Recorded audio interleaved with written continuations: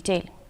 Union Minister of Textile Giriraj Singh today inaugurated the Shillong NIFT campus at Umsawli, New Shillong Township in the presence of Minister of State for External Affairs and Textile, Pabitra Margareta, and Meghalaya Textile Minister Paul Lingdo.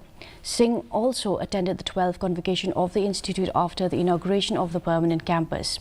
In all, 123 graduates of the 2024 batch received the degrees at the convocation.